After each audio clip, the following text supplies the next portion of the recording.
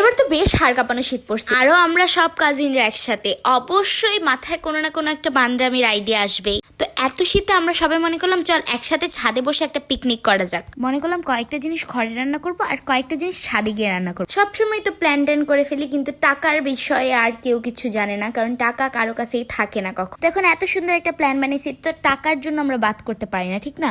তো এখন সবাই মিলে আমরা চিন্তা করলাম চল গিয়ে আমার আম্মুকে ধরি যাতে কয়েকটা পয়সা দেয় আমাদেরকে। তো পরে একটু স্ট্রাগল করতে হয়েছে, যেহেতু আমরা অলরেডি অনেকবার বাইরে চলে গেছি, একটু টাকা পয়সা খরচ হয়ে গেছে, তো তাও আমরা একটু স্ট্রাগল করে আম্মুর থেকে 500 টাকা বের করে ফেলছি। আর আমাদের মতন ফকির যাদের কাছে 1 টাকাও থাকে না, তাদের কাছে 500 টাকা তো একদম স্বর্ণের মতো। তো আর কি, ঘরে যেসব জিনিসপাতিগুলো আছে ওগুলো আগে রান্না বান্না শুরু করে দিলাম, এরপর আস্তে আস্তে গিয়ে বাইরে থেকে জিনিসপাতি কিনে আনবো। এটা হচ্ছে আমাদের প্ল্যান। আমার কাজিন খুবই মজা করে ফ্রেঞ্চ ফ্রাই বানাতে পারে, ওর ফ্রেঞ্চ ফ্রাই গুলো খাইলে মনে হয় একদম মুখে লেগে থাকে। তো আমি ওকে বলছি তুই আজকে ওইটা বানাবি, মানে ওই দিন আর কি ওইটা বানাবি। ঘরের থেকে আমরা আলু টালু কেটে নিয়ে গেছি, এরপর ছাদে গিয়ে আমরা ফ্রেঞ্চ ফ্রাই ভাজছি খালি। দিন অনেক মজা করছি আমরা, ওই দিন আমরা উপরে পিকনিক করছি, এরপর গান ছাড়ছি, মজা করছি, নাচানাচি করছি, খুব ভালো লাগছে। আমি বানাইছিলাম হইতেছে স্যুপ, তো স্যুপটা এত ডিটেলসে ভিডিও করি নাই, আর স্যুপটা খেতেও তেমন স্বাদও হয় নাই।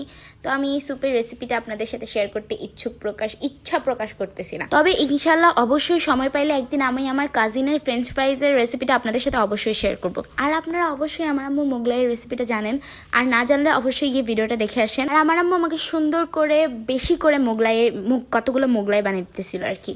এরপর আমরা 500 টাকা দিয়ে আরও অনেক কিছু আনছিলাম, চকলেট, জুস টুস, এরপর অনেকগুলো বেশি করে চিপস আনছিলাম, কারণ আমরা ওই চিপসের একটা মাখা যে আছে কি জানি বলে, আমি জানি না, পেঁয়াজ মরিচ দিয়ে যে মাখে, ওইটা আমরা ট্রাই করতে চাইছিলাম। অ্যান্ড ওইটা আমরা ট্রাইও করছি, অনেক মজা লাগছে ওইটা আমাদের কাছে। এমন ভালো করে ভিডিও করতে পারিনি, কারণ খুবই মজা করছিলাম। তো মজা করার ভিতরে ভিডিও করা আসলে মাথায় থাকে না ভিডিও করার কথাটা। আর ছাদে লাইটিংও তেমন ভালো না, তবুও আমরা খুবই কষ্ট করে একটু লাইট জোগাড় করে লাগাইছিলাম। আর আমি বলবো জীবনের এইসব ছোট ছোট মুহূর্তগুলো অবশ্যই উপভোগ করা উচিত, কারণ কখন আবার এই ধরনের দিন আসে, আবার নাও আসতে পারে, ঠিক নাই, কারণ জীবনে তো আর ঠিক নাই। যাই হোক, আমি একটু বেশি মোটিভেশনাল কথা বলে ফেলছি, তো আজকের জন্য এতটুকুই। আর এই ধরনের মানে সস্তা পিকনিক আপনারাও চাইলে করতে পারেন।